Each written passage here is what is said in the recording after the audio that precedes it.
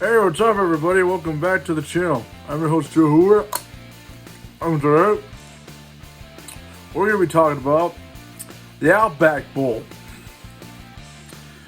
You got Penn State Nittany Lions facing off against the 21st ranked Arkansas Razorbacks. Should be plenty of fun. That's good.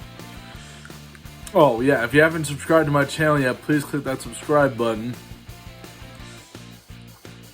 Also, if you have any graphic design needs, Anthony Garcia is your man. His link is in the description below.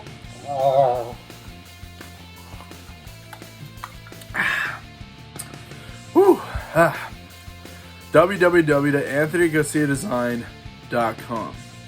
So let's get right into this. And the huge thing about this Outback Bowl is the quarterbacks that will be affected by, yet again, those opt-outs. And whatever they want to do offensively, it's going to be on those quarterbacks' backs now because of these opt-outs. So let's start with Arkansas. You got KJ Jefferson that threw for 2,578 yards and 21 touchdowns. And in the passing game, he's going to be without Treylon Burks, who had 1,104 yards receiving and 11 touchdowns this year. Again, opting out for the NFL draft. I think he's a good one. Kind of reminds me a little bit of Percy Harvin back from the day. So I feel like he definitely has a chance to make it to the pros. It just sucks that it has to be, without going to the Outback Bowl. And also, KJ Jefferson is known for benefiting the run game as well. I believe he had 5 rushing touchdowns on the ground this year. And he's going to be without the running back, Treylon Smith, who had 592 yards and 5 touchdowns. So he actually made up half that running game. KJ Jefferson and Treylon Smith together really made up that running game. So, and it was a good running game. They were 12th in the FBS with 217.3 yards a game, and altogether they found the end zone 23 times. So that's going to leave a gap right there. And again, KJ Jefferson is going to have to carry both aspects of that offense, trying to establish the running game and also trying to find a way to advance the ball through the air. And now you got Sean Clifford and the Penn State Nittany Lions. Sean Clifford this season had 2,912 yards and 20 TDs. And a lot of that had to do with the fact that he had his star wide receiver, Jahan Dotson, 1,182 yards receiving and 12 touchdowns. I love watching his film.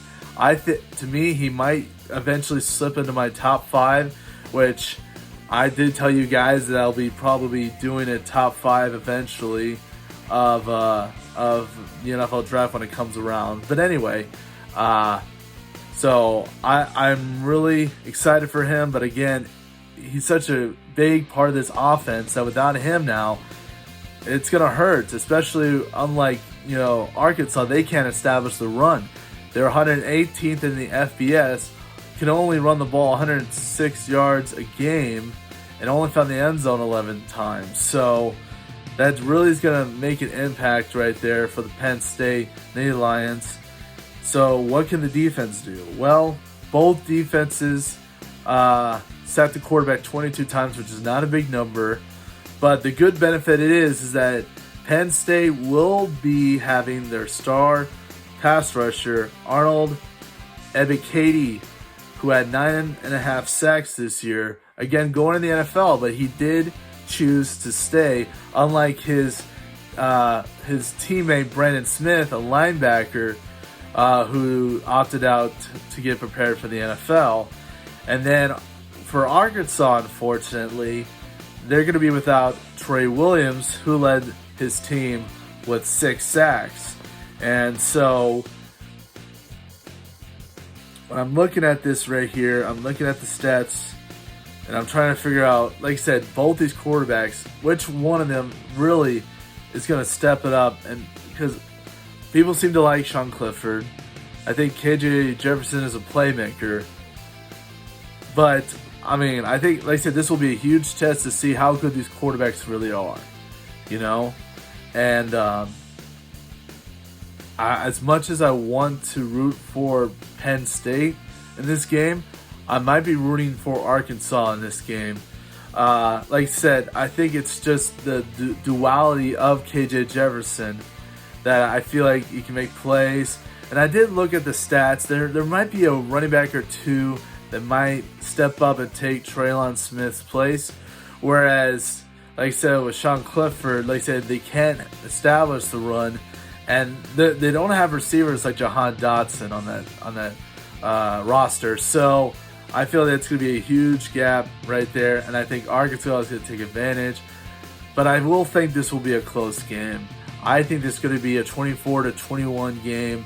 It's going to go to Arkansas, and they're going to win the Outback Bowl. And that has been my analysis and prediction.